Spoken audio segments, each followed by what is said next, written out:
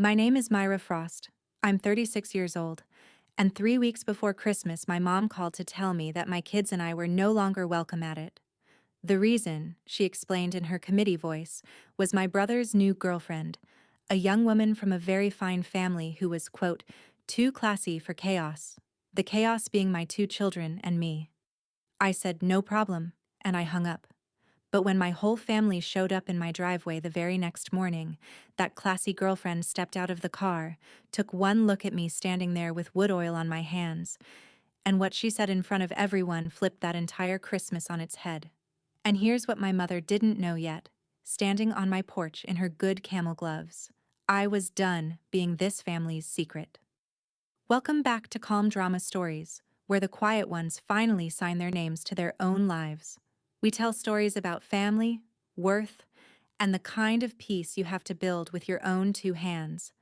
If that speaks to you, drop a comment below and be sure to subscribe, because this one starts with a phone call and ends under a wedding arch I built for a wedding I wasn't invited to. To understand what that phone call actually cost, you have to see my mornings. 5 a.m., a workshop that smells like fresh-cut walnut and coffee, a space heater ticking in the corner of an old pole barn. I'm a woodworker. Furniture, mostly. Dining tables, rocking chairs, the occasional commission that takes half a year.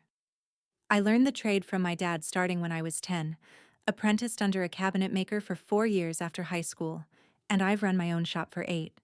I'm also a single mom. Ellie is 9 and says exactly what she thinks, which I encourage and occasionally regret.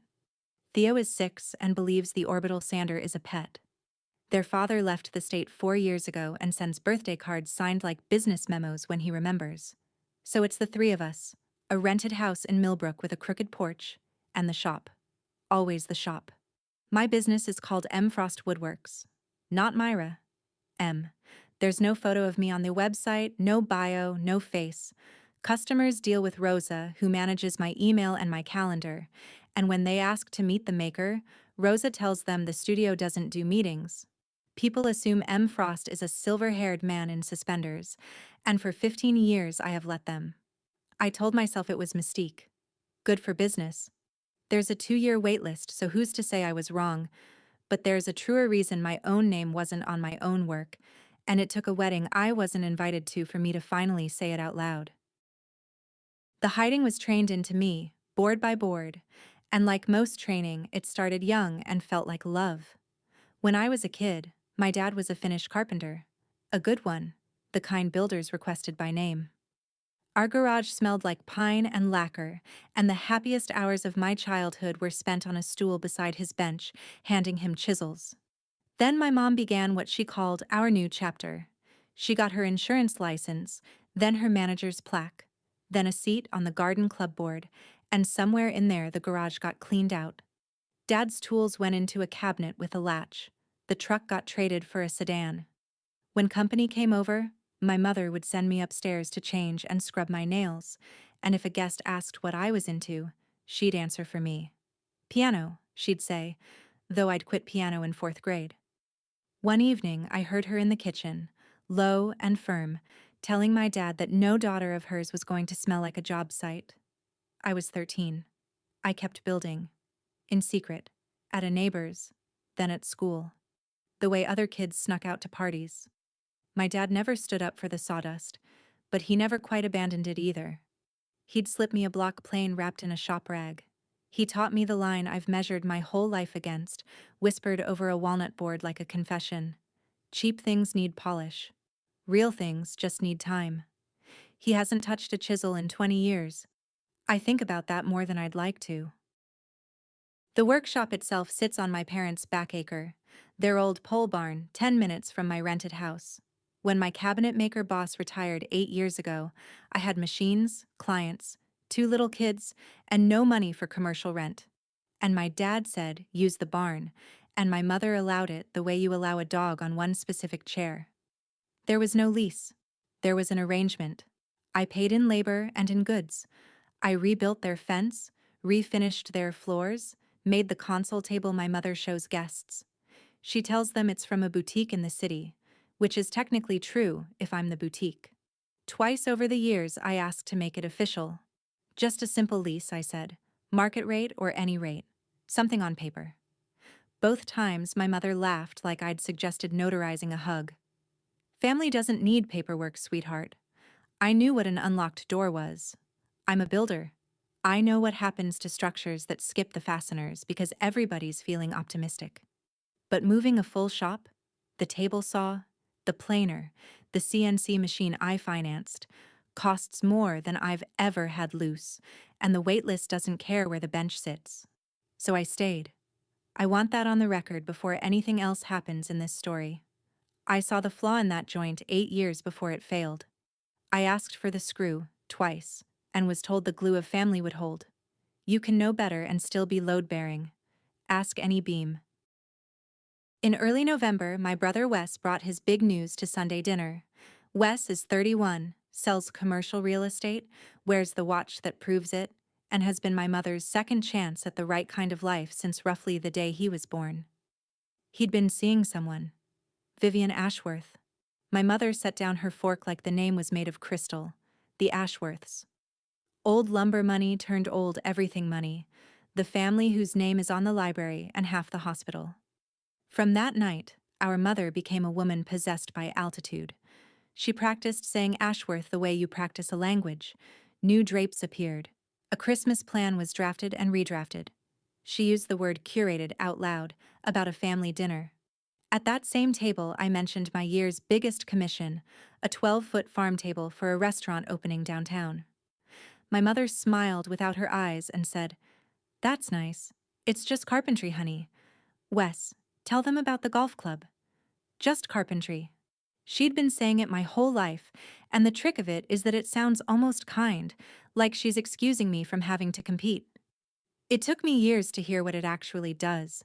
It files the legs off whatever I build so it can never stand next to Wes's news. I looked around that dining room. At the console table she claims came from a boutique, at the cutting boards, the coat rack, the bench in the entryway, all of it out of my shop. And I did the quiet math. Half that house was just carpentry. They lived on it anyway. Here's what I wanted, and I'm not embarrassed by the size of it. I wanted my kids to have Christmas at their grandparents' house. That's all. Ellie had been crossing off days on a paper chain since Thanksgiving. Theo had already negotiated, in writing, 1 hour of supervised orbital sander time with Grandpa.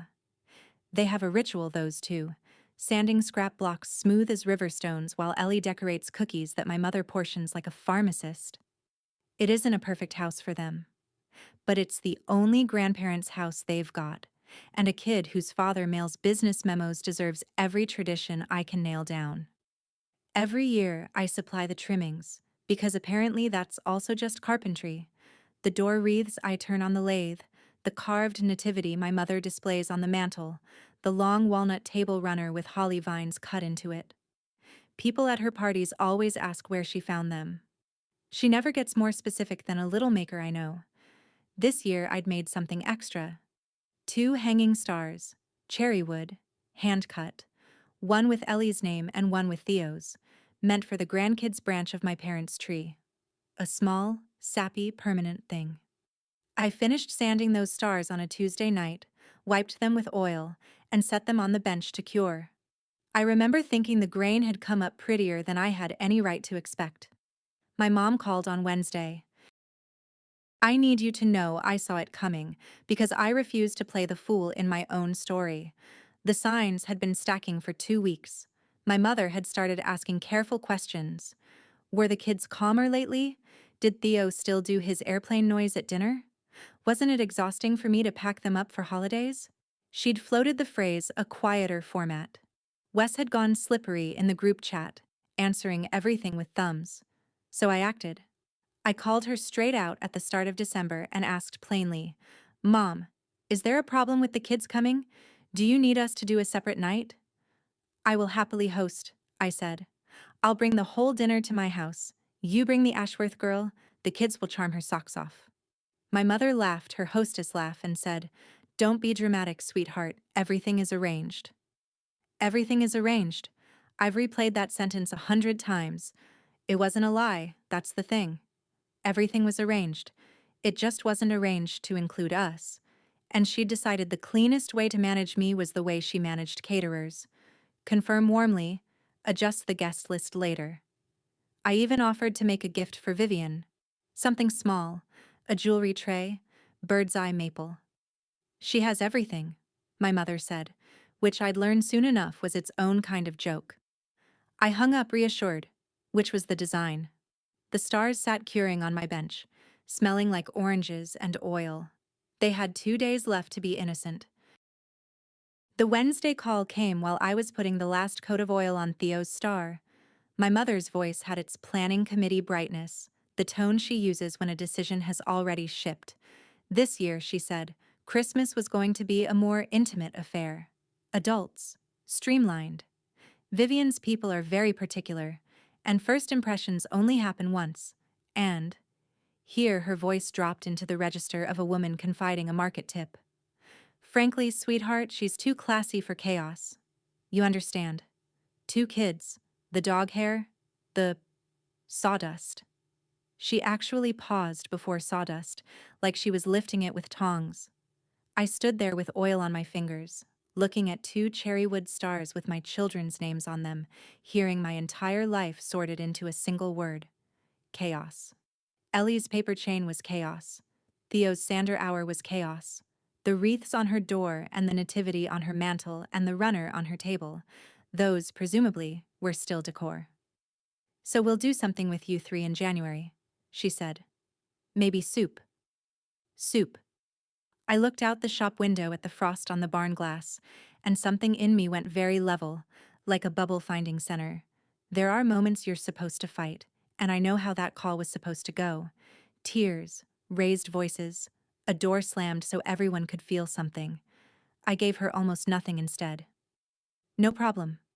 And I hung up, and I finished oiling Theo's star, because I finish what I start. The next morning, 3 cars pulled into my driveway. My family had come to collect something. It wasn't me. They came at 9 on a Thursday. My mother's sedan, Wes's SUV, and a 3rd car I didn't know, all crunching up my gravel like a small parade. I watched from the porch with my coffee. My mother emerged holding empty storage bins which told me everything before she said a word. She had come for the trimmings. Morning, sweetheart, she sang, as if Wednesday had happened to 2 other people. We're doing the house this weekend. I'll need the wreaths, and the nativity, and the runner. Oh, and if the stars are done, those. The stars. My children's names. For a tree my children were banned from. I'd like to tell you I said something razor-edged, but what I actually did was stand there recalculating everything I knew about the woman who raised me, because it hadn't occurred to me, it genuinely hadn't, that she would ban us from Christmas on Wednesday and drive over on Thursday to pick up my work for it. She wasn't being cruel. That's what chilled me. Cruelty notices itself. She was being efficient. The decor was good, so the decor was invited. Wes climbed out of his SUV looking like a man who'd been hoping to stay in it. And then the 3rd car opened, and out stepped a young woman in a camel coat. Dark hair, quick eyes, the kind of put together that doesn't need effort by the time you're seeing it. The famous Vivian Ashworth, brought along, I'd learn, for a scenic drive to see the Christmas lights of Millbrook. She was looking around my property with actual curiosity, and her gaze snagged on the open barn door behind the house, on the glow of the shop, the racks of lumber, the half-built arch standing in the middle like a doorway to nowhere. If you've ever been told you're too much for a table that still wanted your cooking, your money, or your handmade wreaths, this story is for you. Tell me in the comments what they kept taking after they told you to stay home, and stay with me, because the woman in the camel coat is about to flip this whole story. Subscribe so you don't lose it. I carried the bins out like a good vendor, wreaths, nativity, runner. My mother inventorying each item into the trunk with little approving hums. And then Ellie, who had been watching from the front window with the focus of a hawk on a field mouse, cracked the window open and called out, in the clear, carrying voice of a 9-year-old with no diplomatic training. Mom, is that the classy lady who banned us? The driveway went very quiet. My mother's smile stayed up, but it stopped being attached to anything. Wes developed a sudden interest in his tires, and Vivian Ashworth turned to look at Ellie, then at me, then, slowly, at the walnut runner in my mother's hands, at the little frost leaf mark burned into its corner. I watched her read it. I watched her recognize it. Her whole face rearranged. "Wait," she said. "That's your M. Frost." She looked at the barn, at the arch silhouetted inside, and her voice went up an octave. "The M. Frost. I've been on your waitlist for 2 years. Your studio is building my wedding arch. My arch is in that barn right now, isn't it?" And then she turned to my brother, and she asked the question that broke the whole thing open. "Wait, is he your brother?"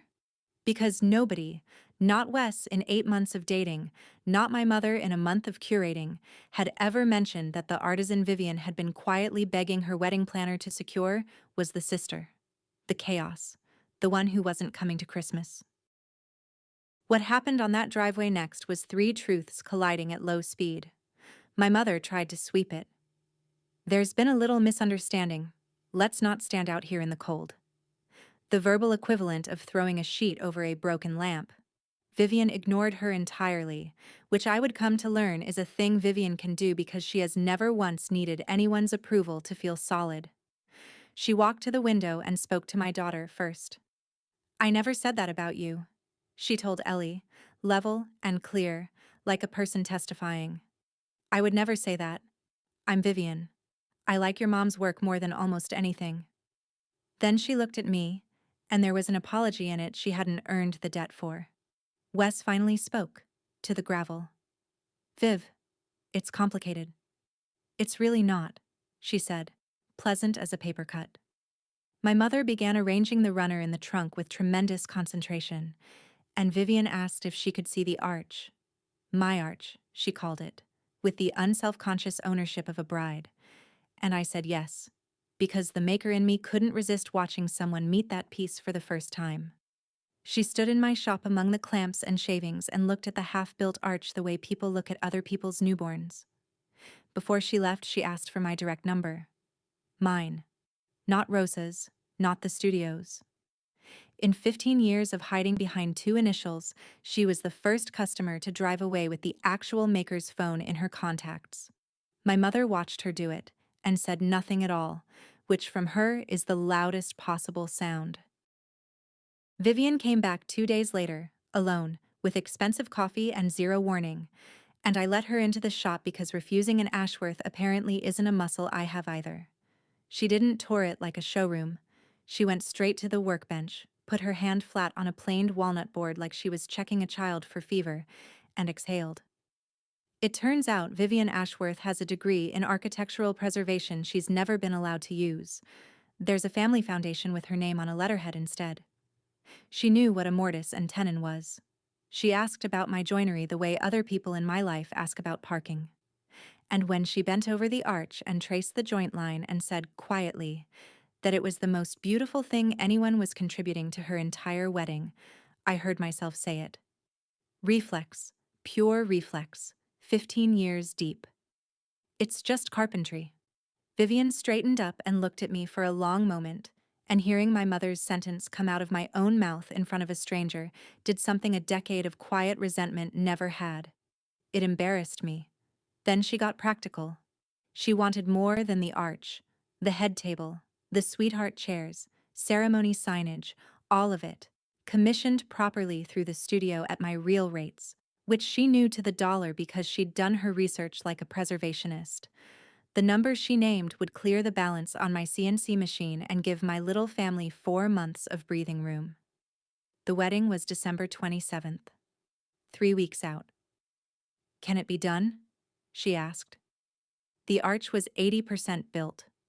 The rest was sleep I could spare. "It can be done," I said. My mother came to the shop the following morning, which requires context. In 8 years, she had never once crossed that threshold. She stepped over my extension cords in her cream blazer like a health inspector entering a crime scene, and she got to the point with impressive speed. The wedding commission could proceed. Generous of her. But there would be terms. I would operate as M. Frost Studio. A vendor. Hired help. No relation. I would install, maintain, and disappear.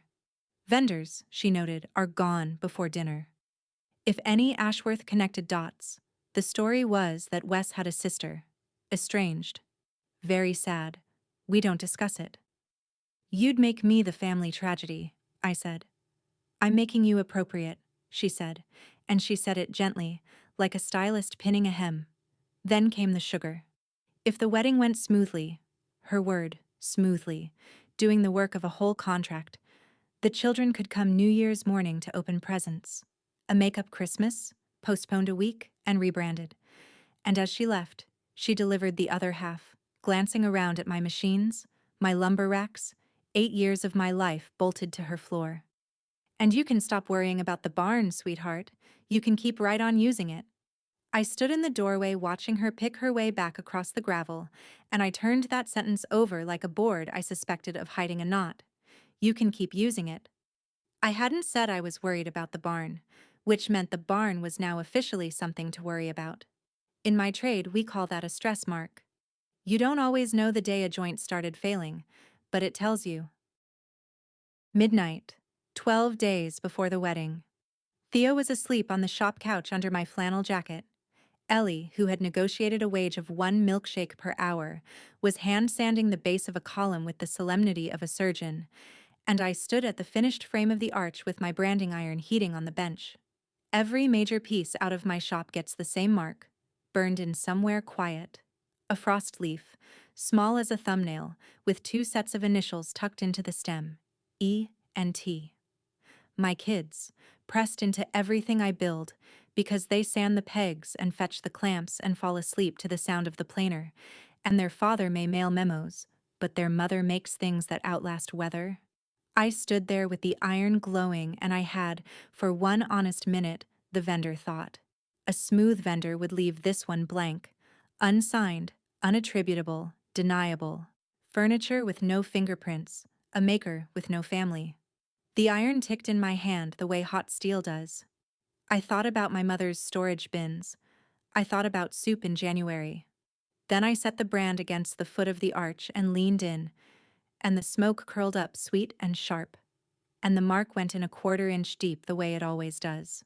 Steel doesn't negotiate. Neither does grain. Watching that little leaf darken into the wood, my 2 kids' initials with it, I understood I had just signed a different agreement than the one my mother had offered me. I just didn't know yet who'd be first to read it. As it turned out, it would be the one man at that wedding nobody could ask to leave. The next 3 weeks were sawdust and coffee and math. I built the head table in 9 days, 16 feet of book-matched walnut, the prettiest slabs I'd been hoarding for years, because if my work was going to that wedding without me, it was going armed. Chairs, signage, a card box shaped like a lantern. Vivian came by twice a week, and somewhere between joinery questions she turned into something I hadn't had in a long time, which is a friend. She told me about the preservation degree, about the foundation job invented to keep her ornamental, about being edited her whole life by people who loved her. And she said it looking at the arch, not at me, which is how the hard things get said in a woodshop. Meanwhile, the family machine hummed. My mother sent scheduling emails with subject lines like logistics, final, and reminders that load-in ended at 4 and vendors cleared by 5. Wes came by exactly once, stood in the doorway of the shop he grew up next to, and did not come in. He watched me clamp a chair seat, and he said, "Thanks for doing this quietly." Quietly. Of all the words in all the world. I told him he was welcome, because Ellie was in earshot and I model manners, and he left looking relieved, which is the most honest thing he did that month. On the night of December 23rd, we loaded the arch into a rented box truck, and I drove it through falling snow to the Ashworth estate, up a driveway longer than my street, to a staging room off the reception tent. And that's where Harlan Ashworth, father of the bride, a man I had never met, crouched down beside my arch with a glass of scotch in his hand, and went still, his finger resting on a small burned leaf at the base. "Vivian," he called, in the voice of a man who has found something. "Come look at this." Here's what nobody in my family had bothered to learn about the Ashworths while they were busy being terrified of them. Harlan Ashworth is a woodman. The family money started in lumber 4 generations back, and while the money moved on, Harlan didn't entirely. There's a workbench in his carriage house and a George Nakashima-style desk in his study that he'll tell you about for 10 minutes if you let him. And I let him, because it was a beautiful desk and he knew why. This was a man who had spent his life around people performing substance and had gotten very good at spotting the real kind. He crouched by my arch in his party scotch and his cardigan, and he touched the frost leaf like it was a signature on a canvas, which it is. A maker who signs with initials, he said. E&T, who are they? My kids, I said. They sand the pegs. Harlan Ashworth looked at me for a moment, then stood up and shook my hand with both of his, the way men of his generation do at funerals and christenings. Vivian fought her mother for 8 months to get this arch instead of a rented gazebo, he said. Now I understand the fight. He wanted to thank the maker at the reception, he said. Publicly, properly. I did the vendor two-step. The studio prefers to stay behind the work, I said, smooth from 15 years of practice. He squinted at me like I'd said something in a foreign language, but he let it go. Vivian, standing behind him, did not let it go. I could see her filing it away, the way she filed everything, carefully, and for later. Word that the father of the bride had admired the arch reached my mother by Christmas Eve morning, because Wes mentions things to her the way weather vanes mention wind. She called me while I was making pancakes for my band children. Her voice had new steel under the sugar. The reminder came first. Load-in complete. Final touch-ups on the 27th. Done by 4, gone by 5. Then, delicately, the scenario planning. If anyone asks about the name Frost, it's a coincidence. Isn't that funny? Small world? I flipped a pancake and asked what happens if I simply exist in front of the Ashworths as Wes's sister who built the arch. And my mother stopped pretending we were discussing logistics. Your father and I have been rethinking the barn, sweetheart, she said. The property taxes, the insurance, the liability of all that machinery. We're thinking January is a natural time to reassess the arrangement. There it was. Not a threat. My mother doesn't make threats. She makes assessments. I asked her plainly, so there could be no version of this story where I misunderstood. Are you telling me that if I embarrass you at this wedding, I lose my workshop? And she said, in the exact tone she once used to tell me piano would be good for my posture, I'm telling you that families who cooperate find these things work out. I stood in my kitchen holding a spatula, watching my kids argue about maple syrup, and I finally admired the design of it. She'd spent 8 years declining to give me a lease. It had never been forgetfulness. Unsigned things are removable. She'd taught me that herself, without ever touching a tool. The day after Christmas, a Christmas the three of us spent making cinnamon rolls and watching movies in a fort of moving blankets, which Ellie declared the best one yet with a loyalty that broke my heart a little. I paid a lawyer $150 for 30 minutes of confirmation. No lease, no protection. 8 years of payment in kind counted for goodwill and nothing else. Reasonable notice was all my parents owed me, and 30 days would likely qualify. I thanked her and hung up and did the other math, the kind with commas. Moving a full shop, rigging and transport for the big machines, new electrical, new dust collection. $12,000, conservatively, and that's if I found a space. Commercial units in the county ran $1,800 a month, triple net, personal guarantee, first and last up front. Against that, the Ashworth Commission, which would clear the CNC loan with 4 months of margin left over. If the barn went away, that margin became a moving fund, and then became nothing at all. I sat in the shop that night with the space heater ticking, surrounded by 15 years of accumulated capability, every machine placed where my hands expected in the dark, and I let myself feel the full weight of what obedience was buying. Then I did something that surprised me. I took an empty crate, and I packed it. One crate, hand tools, the irreplaceable ones, my dad's old block plane on top. I set it by the door. I told myself it was just prudence. the way you keep a fire extinguisher without planning a fire. But a woman who packs her first crate has already voted with her hands. The rest of me just needed time to count the ballots.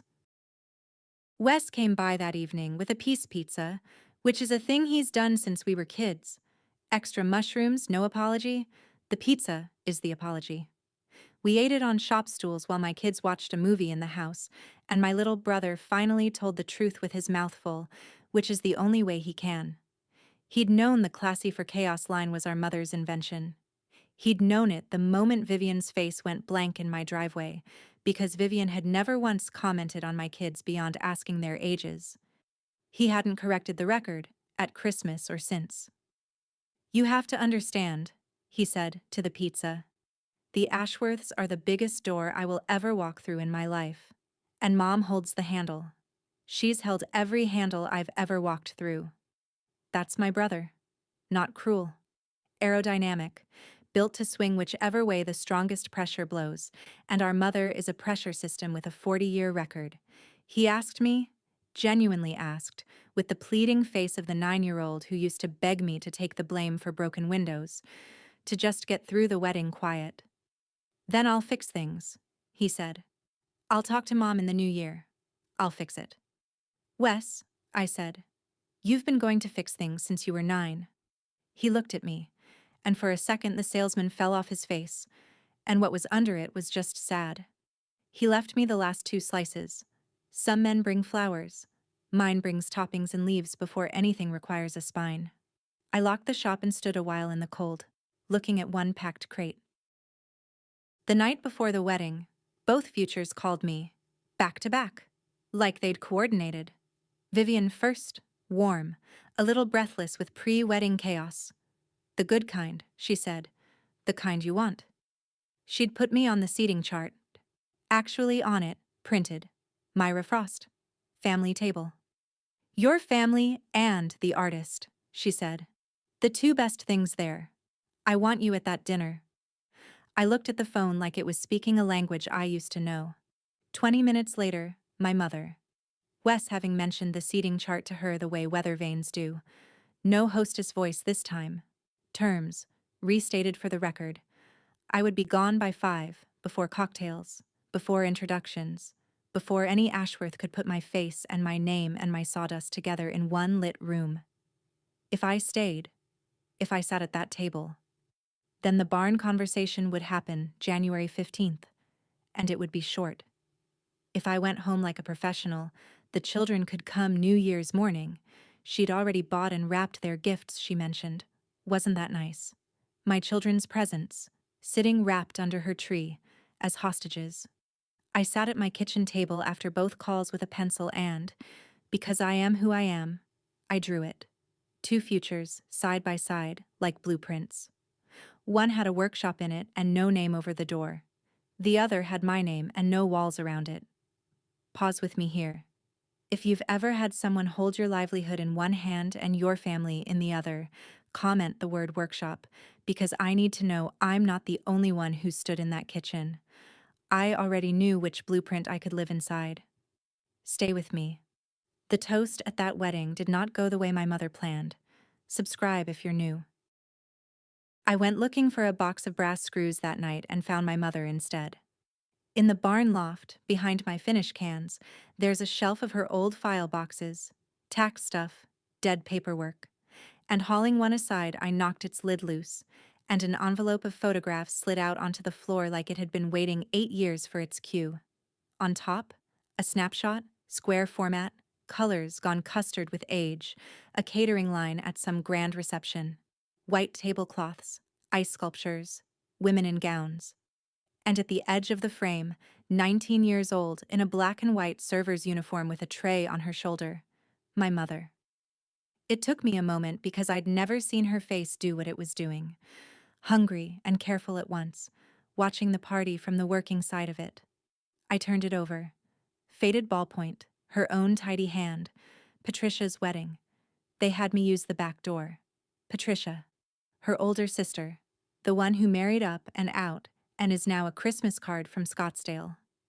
My mother had served canapés at her own sister's wedding, in uniform, through the back door, because the groom's family thought it would be odd for her to be a guest. 19. I sat on the loft steps with the photo in both hands for a long time. My mother learned early which side of the door people like us stand on, and she has spent 40 years buying her way to the other side of it, and the currency, every time, was whoever in her life still smelled like work. Understanding it changed nothing about January 15th. It just told me where the blade was forged and how long she'd been sharpening it on herself. Wedding morning, December 27th. I had a plan, and I want to be honest about how good it was. Load in by 2. Final touch-ups. Polish the head table. Adjust the arch lighting. Gone by 4:30. Ahead of schedule. Beyond reproach. Kids to Mrs. Pearl next door. Boxing Day presents secured. Barn secured. Peace secured. I'd written Rosa a note with the whole choreography. Clean exit. No witnesses. Everybody wins. Nobody learns anything. I stood in the shop at dawn going over it, and my eyes kept landing on the 2 cherry stars, which had come back to my bench.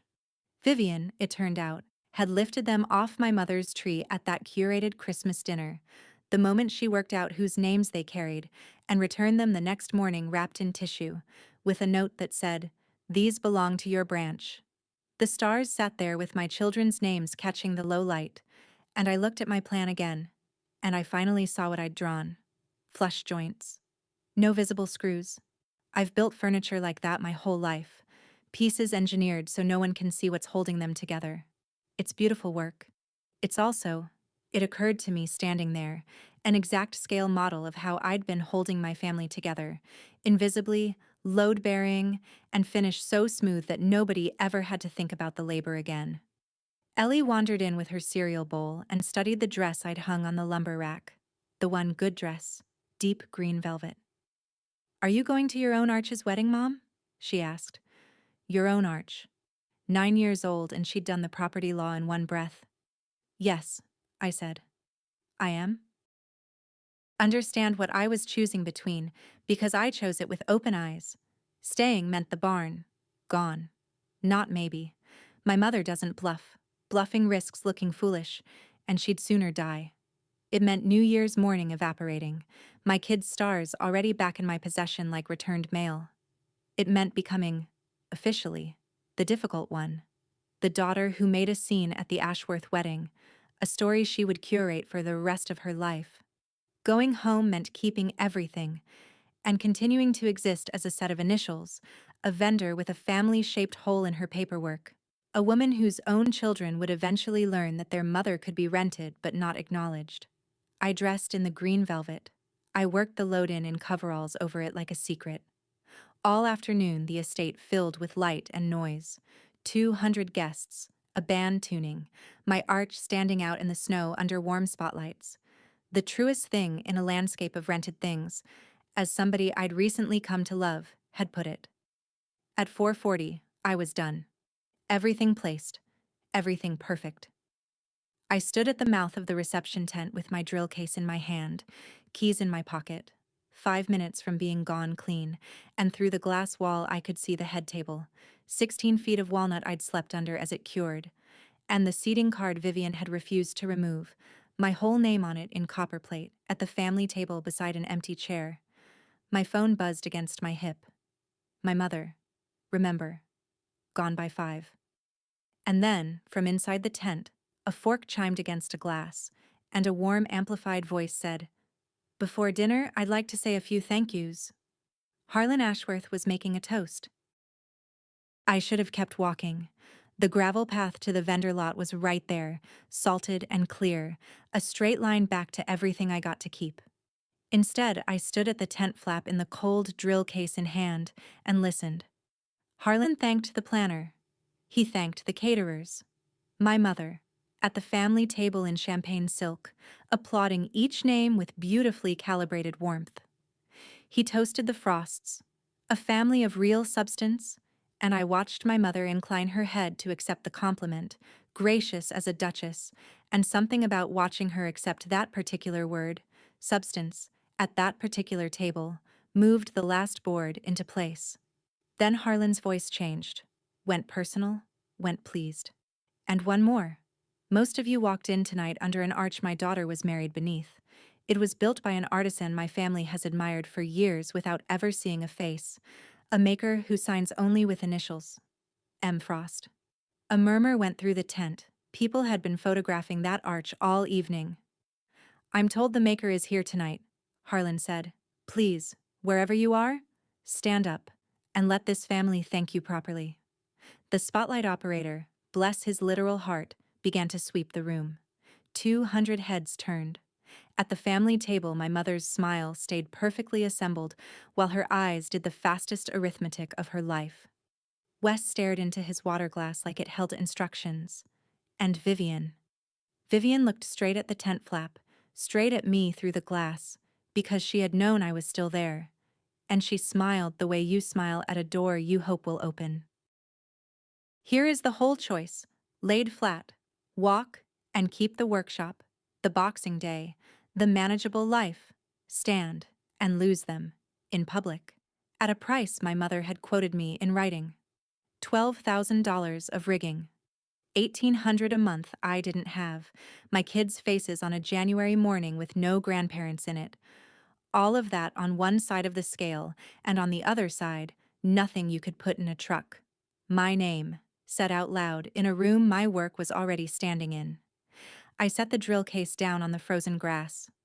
My dad's voice came to me the way it always does at the bench, quiet, over my shoulder. The only sermon he ever preached. Cheap things need polish. Real things just need time. 15 years, I figured, was enough time. I pushed through the flap into the light and the warmth and the smell of candles and prime rib, and I walked between the tables in my green velvet with sawdust still in the seams of it, and I stood where the spotlight could find me, which it did with an eagerness I could have lived without. 200 strangers. My mother, 20 feet away, going the color of her tablecloth. I didn't look at her. I looked at Harlan Ashworth, who was beaming like a man whose theory just proved out, and I said the thing I had been 15 years and 1 phone call and 2 wooden stars away from saying. I'm M. Frost. Myra Frost. The room leaned in. Wes is my brother. I'm his big sister. A sound went through the tent, small and electric, the sound of 100 private calculations revising at once. And the initials on the arch, E and T, those are my kids. Ellie and Theo. They sanded every peg your bride walked past today. Thank you for marrying under our work. For 1 second, the tent was a held breath. I watched my mother start to rise. Hostess instinct, damage control, 40 years of reflex. And then Harlan Ashworth began to clap. Alone at first, standing, the way a man claps when he owns the room and knows it. Then Vivian was up, in her wedding dress, clapping with her hands over her head like she was at a barn raising, and she called out to the whole tent, bright and carrying and absolutely on purpose. She's not a vendor, everyone. She's my sister-in-law. And the classiest thing at this wedding came out of her chaos. The applause that followed was not for a scandal, because Vivian hadn't given them one. It was for the arch, and the table, and the lantern card box people had been admiring all night. For the work. 200 people applauding just carpentry, while my mother sat in champagne silk with her hands making the shapes of clapping, and her face making the shape of a smile, and her eyes fixed on me with a message as legible as a brand. You have no idea what you've done. She got to me during the band's first number, hand closing on my elbow, voice low and pleasant for the benefit of the room. You have no idea what you've just done. I do, I said, and my voice came out the way it does when I'm measuring, level, unhurried. I signed my work, Mom. You taught me everything has a price. You just never told me my name was the one thing I couldn't afford. Her grip tightened. The barn? The keys will be on the hook by New Year's, I said. I finish what I start. And I watched something flicker behind her eyes. She'd spent a lifetime collecting leverage, and I had just paid the ransom before the demand, and there is nothing in her playbook for a hostage who hands over the money and walks out whistling. Across the floor, Wes stood at the edge of the parquet with his tie loose, and he said, to no one and everyone, the single truest sentence of his adult life. Her stuff's the only thing in this wedding that isn't rented. It fixed nothing.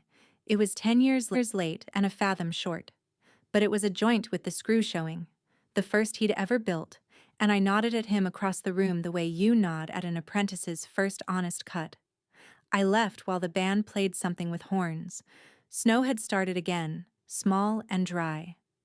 I drove home with sawdust on a velvet dress and nothing left to hide, both hands on the wheel, both kids waiting at Mrs. Pearl's, and all three of our names finally out in the open air.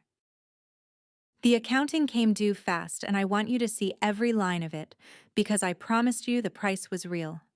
There was no New Year's morning, no call, no note. The stars already back on my bench, the tree presumably rebalanced. On January 2nd, a typed letter from my mother arrived, typed, addressed to Monsieur Frost Woodworks, requesting the barn be vacated by the 31st, and then the other ledger opened. 6 commissions came in this week after the wedding, everyone from a guest, everyone at full rate. Harlan's shop-mad friends, a cousin of Vivian's, the band leader's wife who wanted a lantern box like the card one. And Harlan called me himself about an old brick building in the Mill District, a friend's, sitting empty. High windows, loading dock, real power. Maker's rate, he said. He'd rather have a craftsman than a tenant. I went and stood in it with my breath fogging and my heart hammering, and I signed a 3-year lease with my own money, the Ashworth fee doing exactly what work is supposed to do, buying the worker room to stand. Nobody rescued me. A door opened because 200 people had watched me put my name on something. I just had to walk through it, carrying my own machines. We moved the shop over 3 brutal, glorious weekends in January. Riggers took the big machines. Everything else went in borrowed trucks, my kids labeling boxes with a system known only to themselves, so that for months I'd open a crate marked dragons and find router bits. On the 31st, I swept my parents' barn broom clean, the way you leave a job site. I left the space heater. It was theirs. On the hook by the door, where the arrangement had hung unwritten for 8 years, I left the keys. My last act in that building was to stand a minute in the empty middle of it, in the smell of 15 years of sawdust that no cleaning will ever fully lift, and to thank it, the building, not the landlords. Then I drove to Mill District and turned on the lights. My mother has not called. She sent a New Year's card in February, printed, signed Mom and Dad in her handwriting. Both names, one pen. My father is a different ledger. He showed up on a Saturday in March with no warning, and his old chisel box, the one with the latch, every blade inside cleaned and oiled and wickedly sharp, 20 years of storage and not one spot of rust, which told me everything about what he'd actually been doing in that garage all those years. He didn't mention my mother. He looked around the new shop for a long time. "Got a bench for an old man?" he said. He stayed until dark, teaching Theo to chamfer an edge. The new sign took me a full week, off the clock, walnut and hand-carved, and I hung it myself over the loading dock door. Myra Frost, Woodworks. No initials, no mystery man in suspenders. When the local magazine asked again for a portrait of the maker, I said yes, and I didn't scrub my nails first. Ellie walks her friends past the shop window like a docent. My mom made that. All of it. And Theo has been promised the Sander summer of his 7th year, a contract he had me shake on.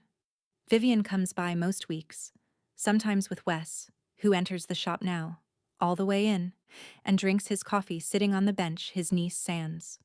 The wedding made the regional magazine in June, 4 pages, and the biggest photograph was the arch in the snow, and the caption, sent in by the Ashworths themselves, read, "Arch by Myra Frost, Frost Woodworks, Mill District." My mother keeps that magazine on her coffee table, Wes told me. She shows guests the wedding, and the guests admire the arch, and she says nothing at all, which from her, as ever, is the loudest possible sound. Chaos, it turns out, is just love that hasn't been staged. If you have to disappear to be allowed at the table, you were never a guest. You were the furniture. Sign your work, pay what it costs, and the right doors will learn your whole name. That's my story.